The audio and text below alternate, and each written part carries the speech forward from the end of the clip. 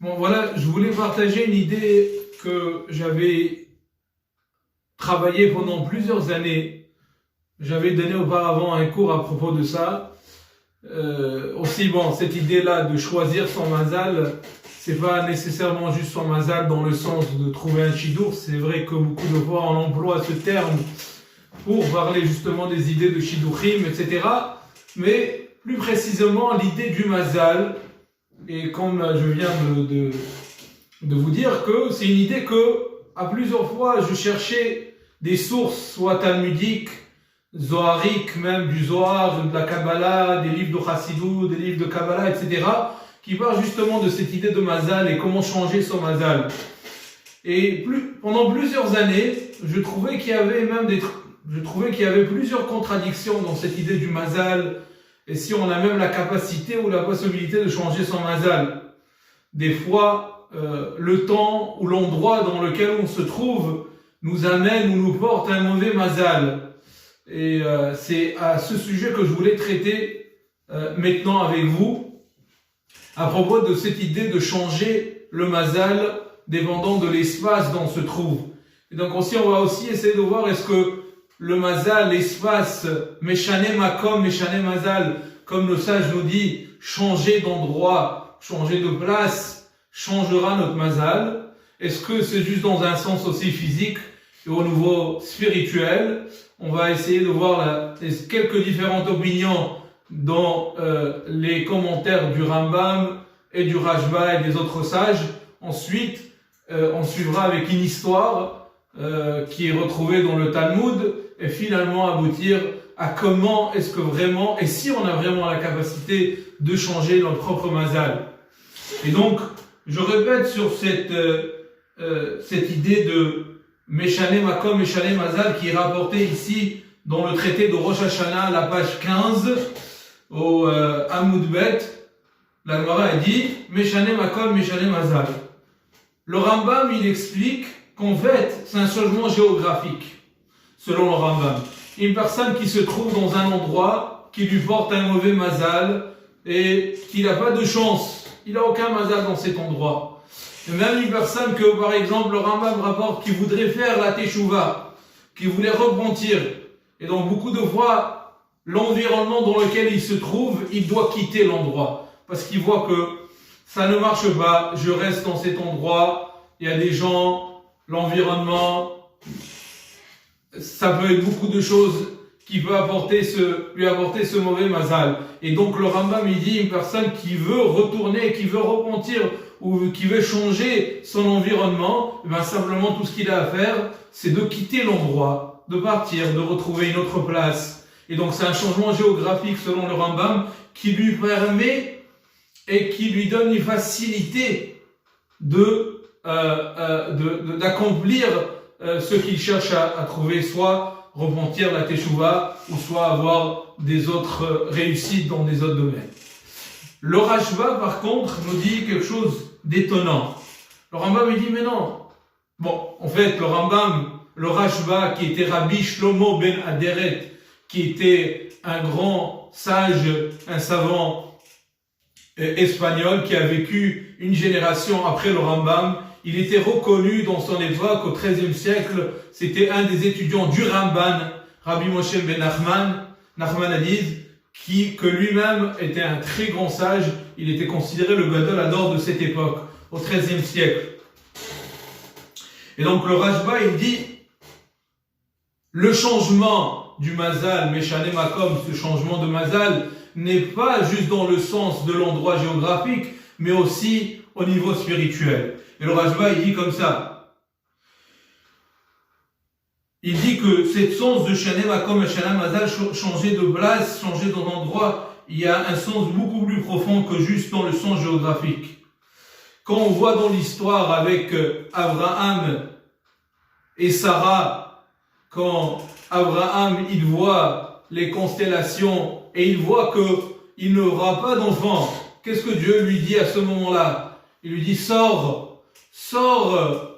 des constellations, regarde après, au-delà des constellations, parce que toi, c'est vrai, Abraham, qu'Abraham était appelé Abraham et non Abraham, avec un He, Ce Abraham, il n'aura pas d'enfant, c'est vrai, tu as raison. Mais Abraham, quand Dieu lui rajoute cette lettre, et Sarai, que Dieu lui change la lettre Yud à la lettre Hey, eux, ils vont avoir des enfants. Eux, ils vont changer le mazal. Ce mazal-là, on voit d'ici que ce n'est pas seulement un changement géographique, mais aussi un changement spirituel qui est une transformation de Abraham à Abraham et Sarai à Sarah. Et donc, on voit d'ici, dit le Rajba, qu'en fait, le mazal lui-même n'est pas seulement un changement géographique, mais aussi un changement spirituel. Et le Rajba, il rapporte une parabole très intéressante.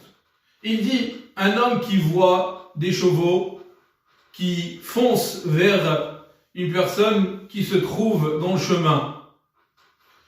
Il a deux options comment il va sauver cette personne. Ou il va essayer d'arrêter les chevaux, ou il va essayer de sauver cet homme des chevaux. Et donc, c'est quoi? Qu'est-ce qu'il pourrait faire? S'il essaie d'arrêter les chevaux eux-mêmes, lui-même, il va faire peut-être s'écraser. Mais s'il essaie de changer l'homme et le déplacer, quand je dis changer, ça veut dire le mettre ou le déplacer dans un autre endroit, etc. Et donc, à ce moment-là, c'est vrai que c'est un changement géographique dans la parabole. Mais c'est là qu'il a une meilleure chance de sauver cet homme. Il dit c'est la même chose. Le mazal, il vient. Le mazal, c'est quelque chose qui nous a été prédestiné au moment de la naissance que chacun reçoit son mazal. Et donc, c'est comme le chevaux qui va enfoncer. Ce mazal-là, il va venir. Mais, comment est-ce qu'on va changer ce mazal? Si on va se déplacer, si on va changer, soit selon le Rambam, d'un changement géographique, ou soit le changement que le Rajba, Rabbi Shlomo Ben Ader, nous dit que même un changement spirituel chez la personne elle-même peut aboutir à un changement du mazal lui-même. Et donc, ce n'est pas changer le mazal dans le sens qu'on arrête le mazal. C'est comme les chevaux. On ne peut pas arrêter le mazal, mais on peut le divertir et l'amener à quelque part d'autre, soit géographiquement, ou soit au niveau spirituel de la personne. Et avec ça,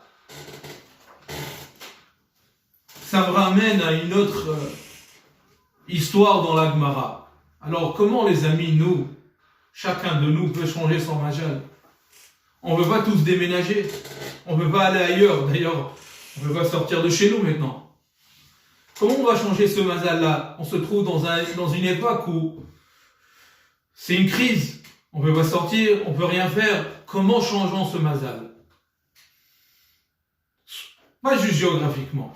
Et donc, c'est par nos actions. Dans l'histoire, et j'essaye de lire un petit peu vos pensées, dans l'histoire de Abraham et Sarah, c'est Dieu qui change le mazal. Très bien, alors on peut se dire, mais c'est très bien. Dieu, il veut changer le mazal parce que c'est lui qui dirige tout. Alors il a changé une lettre ici, chez Javorla. Pour lui, une lettre, c'est exceptionnel. Ça fait des échanges, ça change tout le monde entier. Mais comment est-ce que nous, on arrive à changer? Quelle capacité on a? Et donc je reviens, ça me rappelle une histoire dans la Gemara, dans le traité de Shabbat, Kuf Nuvav, qui nous montre comment nous aussi on a une capacité de changer ce mazal-là. La Gemara, elle raconte de Rabbi Shmuel, qui était un Amora, qui était assis dans un champ. Et voilà qu'un chosé, oui, un veilleur d'étoiles, qui regarde les constellations, et les deux ils sont assis ensemble, et il lui dit, tu vois cet homme qui est là-bas maintenant dans le champ, sache qu'aujourd'hui en revenant, il mourra. Rabbi Shmuel, il regarde cet homme et dit, cet homme, c'est un juif, c'est une personne qui fait des bonnes actions. J'en suis sûr qu'il retournera à la maison bien sans avoir une petite égratignure sur lui. Effectivement, à la fin de la journée, on voit cet homme revenir du champ avec un gros sac après une longue journée de travail. Rabbi Shmuel l'arrête et il lui dit, dis-moi, tu sais que tu devais mourir aujourd'hui. Ouvre-moi ton sac ici. Et en ouvrant le sac, il retrouve un serpent qui a été découpé pendant le travail quand il travaillait la terre. Il lui dit, tu as vu, tu as été sauvé par ce serpent. Mais c'est pas pour rien que tu as été sauvé. Qu'est-ce que tu as fait aujourd'hui? quelle grande mitzvah est-ce que tu as accompli? Quelle bonne action est-ce que tu as fait pour avoir mérité d'être sauvé? Il lui dit, Rabbi, j'ai pas fait grand chose. Je te dis la vérité, je travaillais dans le champ. Quand on est arrivé pour luncher, pour manger le lunch, tout le monde dans notre travail mange du même bol, chacun partage, on met tout ensemble et on mange tout ce que chacun a amené. Quand j'ai réalisé que un des employés, un des travailleurs de la terre n'avait pas rien à voir avec lui, je ne voulais pas lui faire honte. Alors moi j'ai ajouté une double portion pour ne pas amener la honte à cet homme. Et donc c'est à ce moment-là que tout le monde a mangé ensemble et tout le monde était bien et j'ai épargné la honte à cet homme. Rabbi Shmuel l'embrasse sur son front et lui dit, mon fils, c'est à cause de cette raison, de cette action, de cette mitzvah que tu as fait pour ne pas humilier cet homme, pour ne pas humilier ce juif-là. C'est cette mitzvah qui t'a mérité d'avoir sauvé, d'avoir changé ton mazal. Et donc le mazal de la personne elle-même qui a été prédéterminée, combien d'années il vivra pendant toute sa vie, elle a été changée à ce moment-là. Cette petite mitzvah qui nous semble une petite mitzvah, et il a transformé le mazal de cette femme. Et bien les amis, c'est une leçon, très grande leçon pour nous tous, que oui, le mazal il est prédestiné, il y a des choses qui sont prédestinées, mais Dieu nous a donné cette capacité, par les bonnes actions, de pouvoir changer le mazal, ne pas changer le mazal lui-même, mais se déplacer à un autre endroit, comme nous dit soit le Rambam géographiquement, ou soit selon le Rajba. Parce que dans l'action de la personne, quand on fait une mitzvah, on se déplace, on change de niveau, et quand on arrive à un autre niveau, le mazal nous vient de quelque part d'autre. Le mazal, il continue, le flot qui vient d'en haut, mais notre place qui a été changée. Et donc le mazal reste, mais notre place qui a été montée à un autre niveau, vient ce mazal et nous amène une beracha.